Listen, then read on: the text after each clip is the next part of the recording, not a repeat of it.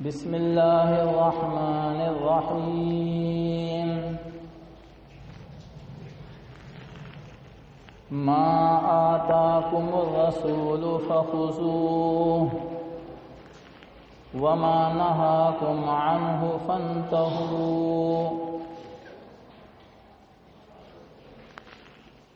محترم حضرات، قرآن شریف کی ایک آیت پڑھی گئی ہے۔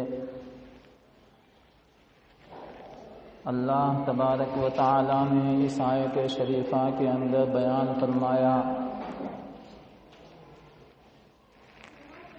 کہ جو حکم تمہیں رسول دے اسے قبول کرو،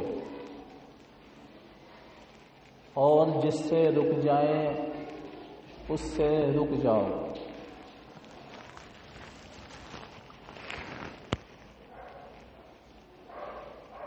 اللہ کے نبی صلی اللہ علیہ وسلم نے فرمایا کہ ایک زمانہ ایسا آئے گا کہ لوگ یہ کہیں گے کہ قرآن شریف کے اندر جو کچھ ہے بس اس کے اوپر عمل کرو، اس کے علاوہ حدیث ہے یا علماء کے فرمان ہیں ان سے رک جاؤ۔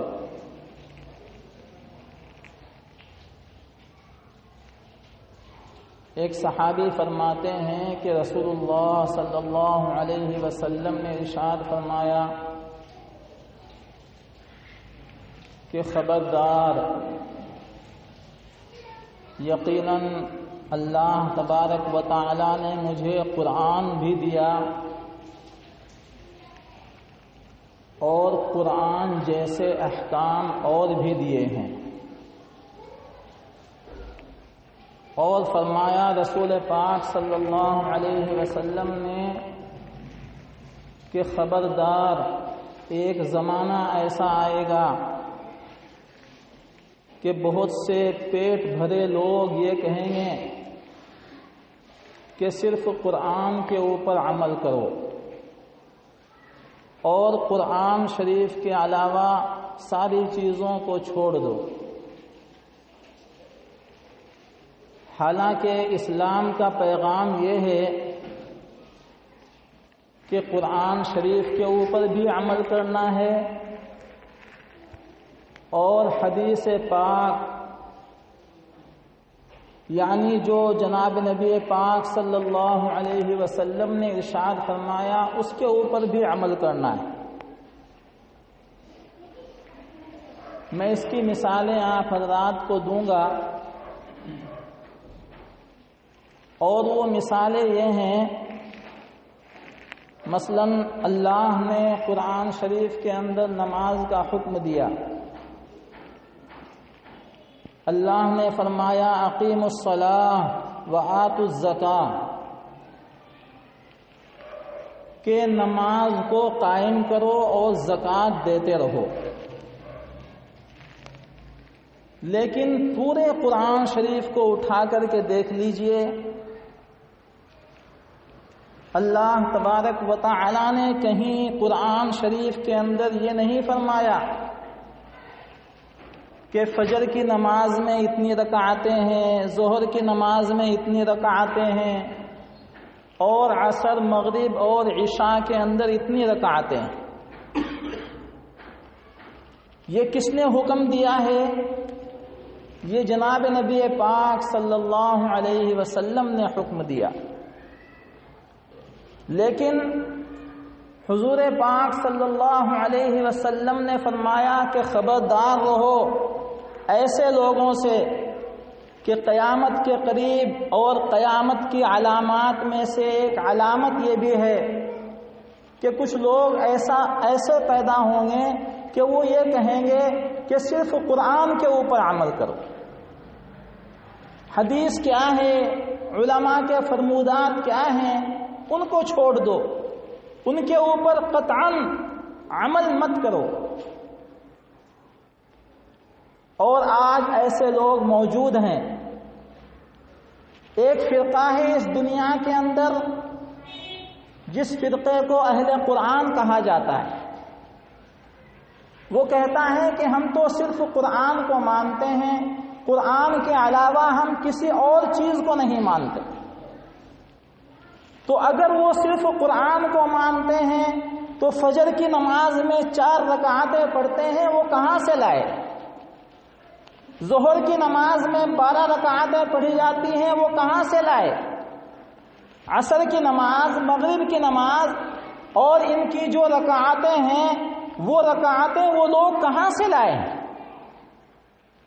حالانکہ یہ رکعتوں کا متعین کرنا یہ جناب نبی پاک صلی اللہ علیہ وسلم کا فرمان ہے، اور اللہ نے قرآن شریف کے اندر ارشاد فرمایا، یا ایھا الذین آمنوا اطیعوا اللہ واطیعوا الرسول، کہ اے ایمان والو تم اللہ تبارک و تعالی کی اطاعت کرو اور پھر رسول کی بھی اطاعت کرو، وَأُولِي الْأَمْرِ مِنْكُمْ، اور اولی الامر کی اطاعت کرو۔ اولی الامر سے مراد جو ہیں فقہائے کرام ہیں۔ فقہائے کرام بیٹھتے ہیں، بیٹھ کر کے مسائل کو مستنبط کرتے ہیں، قرآن اور حدیث کو سامنے رکھ کر کے حالات کے تحت مسائل کو نکالتے ہیں، ان کے اوپر بھی عمل کرو۔ یہ اللہ نے قرآن شریف کے اندر ہی بیان فرمایا ہے، اور جناب نبی پاک صلی اللہ علیہ وسلم نے یہ ارشاد فرمایا کہ خبردار ہو جاؤ، اللہ نے یقیناً مجھے قرآن بھی دیا ہے اور قرآن جیسے اور بھی احکامات میرے اوپر نازل فرمائے، تم قرآن کے اوپر بھی عمل کرو اور ان احکامات کے اوپر بھی عمل کرو۔ ایسے بہت سارے واقعات آج کے دور کے اندر رونما ہوتے ہیں۔ جو انسان تھوڑا سا مطالعہ کر لیتا ہے یا تھوڑی بہت کتابیں دیکھ لیتا ہے وہ محقق بن جاتا ہے، اور جو انٹرنیٹ کے اوپر مطالعہ کر لیتا ہے، انٹرنیٹ کو دیکھ لیتا ہے، وہ عالم بن جاتا ہے۔ میرے محترم بزرگوں اور دوستوں، یہ چیزیں انسان کو گمراہ بنا دیتی ہیں اور گمراہیت کے اندر دھکیل دیتی ہیں۔ میں اس کی مثالیں آپ حضرات کو عرض کروں گا تاکہ ہمیں معلوم ہو جائے کہ مسائل کیسے ہیں اور کس طریقے سے ان کے اوپر عمل کرنا ہے۔ مثال کے طریقے سے ایک دفعہ ہماری مسجد کے اندر ایک جنازہ آیا اور ظہر کا وقت تھا۔ ظہر کی نماز کے بعد اعلان ہوا کہ نماز کے بعد جنازے کی نماز پڑھی جائے گی۔ میں نے کہا کہ سنتوں کے بعد پڑھی جائے گی، تو ایک صاحب کھڑے ہوئے اور وہ کہنے لگے کہ نہیں، سنتوں کے بعد کیوں پڑھتے ہو، فرض ادا ہو گئے، فرضوں کے بعد ہی جنازے کی نماز ادا کر لو۔ میں نے کہا کہ نہیں، کہ فلاں مسجد میں ایسا ہی ہوتا ہے، فرض نمازوں کے بعد جو ہے وہ جنازے کی نماز ادا کر دی جاتی ہے۔ میں نے کہا وہ مسجد والے غلط کر رہے ہیں۔ اس کے بعد میں نے ان کو سمجھایا اور تقریباً 1 سال پہلے جمعہ کی نماز میں اس کے تعلق سے بتایا کہ دیکھو، نماز کے بعد فوراً سنتوں سے پہلے جنازے کی نماز نہیں پڑھنی چاہیے، اس وجہ سے کہ جنازے کی نماز وہ فرض علی الکفایہ ہے اور سنت مؤکدہ ہے۔ اگر فرائض کے بعد ہم لوگ فوراً جنازے کی نماز پڑھتے ہیں تو بہت سے لوگ جنازے کی نماز پڑھ کر کے جنازے کو اٹھا کر کے چل دیتے ہیں، اور جو سنت علی المؤکدہ ہے، یعنی جس کا چھوڑنا گناہ ہے، وہ بہت سارے لوگ چھوڑ دیتے ہیں۔ تو ان کی بات سمجھ میں آئی کہ ہاں یہ بات صحیح ہے، فرائض کے بعد سنتیں پڑھو اور سنتوں کے بعد جنازے کی نماز ادا کرو۔ پھر ایک مسئلہ اور آیا کہ جنازے کو مسجد کے اندر رکھ کر کے نماز پڑھو۔ میں نے کہا کہ نہیں، یہ بھی نہیں ہو سکتا، جنازے کو مسجد کے اندر لا ہی نہیں سکتے، ہم لوگ تو گنہگار ہیں۔ جناب نبی پاک صلی اللہ علیہ وسلم اتنے پاک پوتر انسان اور اتنے معصوم انسان کہ وہ گناہوں سے بالکل پاک ہیں، لیکن جناب نبی پاک صلی اللہ علیہ وسلم کا جنازہ بھی مسجد نبوی کے اندر نہیں رکھا گیا، بلکہ مسجد نبوی کے باہر رکھ کر کے نمازیں ادا کی گئی اور فردن فردن لوگوں نے جنازے کی نماز ادا کی، کسی نے بھی جنازے کی نماز نہیں پڑھائی۔ یہ مسئلہ میں نے ان کو سمجھایا، اور اس کے اندر حکمت یہ ہے کہ جنازہ کیسا ہی ہو، نہلانے کے بعد بھی نجاست کے نکلنے کا خطرہ رہتا ہے، اور مسجد اللہ تبارک و تعالیٰ کا پاکیزہ گھر ہے۔ اللہ کے نبی صلی اللہ علیہ وسلم نے ارشاد فرمایا کہ مسجدیں اللہ تبارک و تعالیٰ کے گھر ہیں، ان کو پاک رکھو، ان کو صاف رکھو، کسی قسم کی غلاظت ان کے اندر نہ ہونی چاہیے۔ یہاں تک حکم دیا گیا ہے کہ اگر کوئی انسان شراب پی رہا ہے اور شراب پی کر کے مسجد میں آ گیا ہے تو اس کا مسجد کے اندر آنا بالکل حرام ہے، ناجائز ہے۔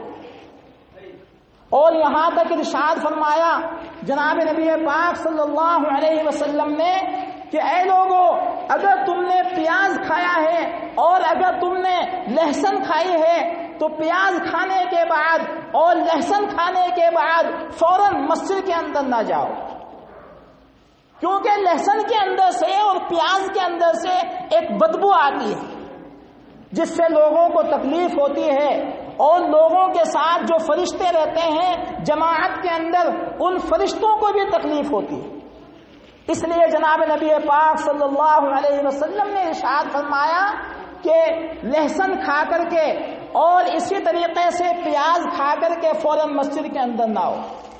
بڑے افسوس کے ساتھ یہ بات کہنی پڑتی ہے کہ بہت سارے لوگ نماز کے لیے آتے ہیں اور وضو کرتے ہیں، وضو سے پہلے پیشاب گاہوں کے اندر جاتے ہیں، بیت الخلاء کے اندر جاتے ہیں، اور وہاں پر جا کر کے بیٹھ کر کے جو کام کرنا ہے وہ تو کرتے نہیں، وہاں پر بیٹھ کر کے بیڑیاں پھونکی جاتی ہیں، وہاں پر بیٹھ کر کے سگریٹ نوش کی جاتی ہے، اور اسی طریقے سے وضو کر کے پھر اندر آ جاتے ہیں۔ ان کے منہ کے اندر سے بدبو آتی رہتی ہے، جس بدبو کی وجہ سے نمازیوں کو بھی تکلیف ہوتی ہے اور جس بدبو کی وجہ سے فرشتوں کو بھی تکلیف ہوتی ہے۔ اس لیے میری آپ حضرات سے گزارش ہے کہ مسجد اللہ تبارک و تعالیٰ کا پاک اور پوتر گھر ہے، اس لیے حضور پاک صلی اللہ علیہ وسلم کے اس فرمودات کے اوپر عمل کیجئے اور اپنی عبادتوں کو بچائیے، اپنی عبادتوں کو باطل نہ کروائیے۔ اس لیے اللہ کے نبی صلی اللہ علیہ وسلم نے ارشاد فرمایا کہ قرآن کو بھی مانو، اور قرآن کے علاوہ جناب نبی پاک صلی اللہ علیہ وسلم کی جو تعلیمات ہیں، جو فرمودات ہیں، ان کے اوپر بھی عمل کرو، اور تفقہ فی الدین یعنی فقہائے کرام نے جو مسائل مستنبط کیے ہیں ان کے اوپر بھی عمل کرو۔ یہ جناب نبی پاک صلی اللہ علیہ وسلم کا فرمان ہے۔ لیکن افسوس کی بات ہے اللہ کے نبی صلی اللہ علیہ وسلم کے یہ فرمودات لوگ بھول جاتے ہیں اور ان کو چھوڑ دیتے ہیں۔ بہت سے لوگ ایسے ہیں کہ صرف قرآن کے اوپر عمل کرتے ہیں اور پھر بحث کرتے ہیں کہ کہاں لکھا ہے قرآن شریف کے اندر کہ 4 ہی رکعتیں ظہر کی نماز میں پڑھتی ہیں، کہاں لکھا ہے قرآن شریف کے اندر کہ فجر کی نماز میں 2 رکعت ہی فرض ادا کرنی ہے، کہاں لکھا ہے کہ مغرب میں 3 رکعتیں فرض ادا کرنی ہیں اور عشاء میں فرض نمازیں جو ہیں وہ صرف 4 رکعتیں ہیں، کہاں لکھا ہے؟ ایسی بحثیں کرتے ہیں عوام۔ اس لیے میرے محترم بزرگوں اور دوستوں، سمجھنے کی گنجائش ہے، سمجھ کر کے جو ہے اسلام کے اوپر عمل کرنا ہے۔ اللہ نے قرآن شریف کے اندر ارشاد فرمایا اطیعوا اللہ، اللہ کی اطاعت کرو، اور اللہ کی ساری اطاعتیں وہ قرآن شریف کے اندر موجود ہیں۔ اور پھر فرمایا اطیعوا الرسول، رسول کی بھی اطاعت کرو۔ رسول پاک صلی اللہ علیہ وسلم نے جو زبان مبارک سے ارشاد فرمایا ان کو احادیث کہتے ہیں، ان کے اوپر بھی عمل کرو۔ اور احادیث کا ذخیرہ بہت بڑی تعداد میں ہم مسلمانوں کے سامنے موجود ہے۔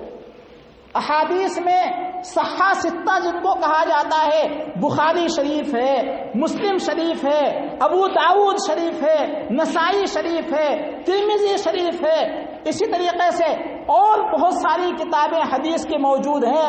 اور ان حدیث کی کتابوں کے اندر وہ سارے کے سارے فرمودات ہیں جو جناب نبی پاک صلی اللہ علیہ وسلم نے فرمائے۔ اس لیے اللہ نے فرمایا ما آتاکم الرسول فخذوه وما نہاکم عنہ فانتہوا، کہ جو حکم تمہیں رسول دے اسے قبول کر لو اور جس سے وہ روکے اس سے رک جاؤ۔ لیکن جناب نبی پاک صلی اللہ علیہ وسلم نے یہ ارشاد فرمایا کہ ایک زمانہ ایسا آئے گا قیامت کے قریب اور امت کے اندر ایسا فرقہ پیدا ہوگا جو یہ کہے گا کہ صرف قرآن کو مانو، حدیث کو چھوڑ دو۔ حدیث جو ہے وہ علماء کی ایجاد ہے، حدیث مفتیان کرام کی ایجاد ہے، ان لوگوں کی زبانوں سے یہ الفاظ نکلتے ہیں۔ میرے محترم بزرگوں اور دوستو، حدیث کی معلومات اور احادیث کا ذخیرہ نہ تو مفتیان کرام کی ایجادات ہے اور نہ ہی علماء کرام کی ایجادات ہے، بلکہ جناب نبی پاک صلی اللہ علیہ وسلم کے وہ سنہرے الفاظ ہیں اور وہ سنہرے قول ہیں جو انہوں نے اپنی زندگی کے اندر اپنی زبان مبارک سے نکالے ہیں، یا اپنے اعضاء سے اور ہاتھوں سے کیے ہیں، یا اسی طریقے سے صحابیوں نے کیے ہیں، اور ان کو دیکھ کر کے جناب نبی پاک صلی اللہ علیہ وسلم خاموش رہے، اس کو احادیث کہا جاتا ہے۔ تو ہمیں قرآن کو بھی ماننا ہے اور ہمیں حدیث رسول کو بھی ماننا ہے، اور ایسے فرقوں کے ساتھ نہیں لگنا ہے جو فرقے گمراہیت کے دروازے تک ہمیں لے جاتے ہیں۔ اس لیے اللہ کے نبی صلی اللہ علیہ وسلم نے ارشاد فرمایا کہ قیامت کے قریب ایسے فتنے پیدا ہوں گے اور یہ علامات قیامت ہیں، اس لیے ان سے بچنے کی کوشش کرو۔ حضرت ابو ہریرہ رضی اللہ تعالی عنہ ارشاد فرماتے ہیں کہ قیامت کے قریب کچھ لوگ مکار قسم کے لوگ پیدا ہوں گے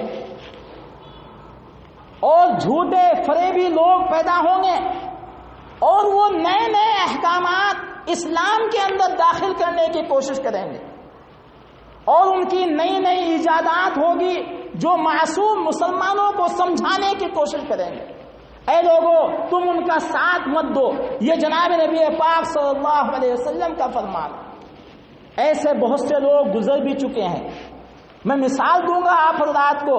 غلام احمد قادیانی جو اپنے آپ کو یہ کہتا ہے کہ میں نبی ہوں، اور وہ حضرت عیسیٰ علیہ السلام کو مردہ قرار دیتا ہے، ختم نبوت کا انکار کرتا ہے،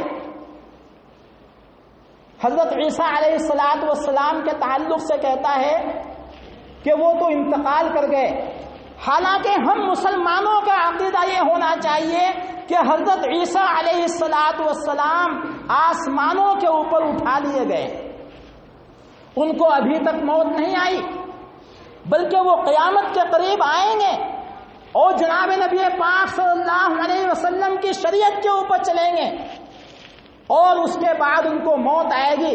وہ تفصیلی واقعہ ہے، اور میں آپ حضرات کو صرف اشارتاً یہ بتلانا چاہتا ہوں کہ غلام احمد قادیانی ایسا انسان ہے جس نے یہ کہا ہے کہ حضرت عیسیٰ علیہ السلام نعوذ باللہ ثم نعوذ باللہ مردہ ہیں، اور وہ مر گئے ہیں، ان کو سولی دے دی گئی، حالانکہ قرآن کہتا ہے وما قتلوہ وما صلبوہ ولکن شبہ لہم، نہ ان کو قتل کیا گیا اور نہ ان کو سولی دی گئی، بلکہ ان کو آسمانوں کے اوپر اٹھا لیا گیا، بل رفعہ اللہ الیہ، اللہ تبارک و تعالیٰ نے ان کو آسمان کے اوپر اٹھا لیا، وہ ابھی بھی زندہ ہے۔ وہ قیامت کے قریب آئیں گے۔ اسی طریقے سے ختم نبوت کا انکار کرتے ہیں۔ ختم نبوت کون سی چڑیا کا نام ہے؟ ختم نبوت کا عقیدہ ہم مسلمانوں کا ہونا چاہیے۔ ختم نبوت کا مطلب یہ ہے کہ انبیاء کرام علیہ السلام تشریف لائے، 1,24,000 انبیاء کرام تشریف لائے۔ حضرت آدم پہلے نبی ہیں اور سب سے آخر میں آنے والے پیارے آقا محمد عربی صلی اللہ علیہ وسلم۔ نبوت کا دروازہ بالکل ختم ہو گیا۔ اللہ کے نبی صلی اللہ علیہ وسلم آخری نبی ہیں، ان کے بعد کوئی نبی آنے والا نہیں۔ ان کے بعد یہ ذمہ داری علماء کرام کی ہے، قرآن کو سمجھانا، قرآن شریف کو بتلانا، سکھانا اور اس کے معانی اور اس کے تراجم کو لوگوں کو بتانا، یہ علماء کرام کی ذمہ داری ہے۔ اب کوئی نبی جناب نبی پاک صلی اللہ علیہ وسلم کے بعد آنے والا نہیں۔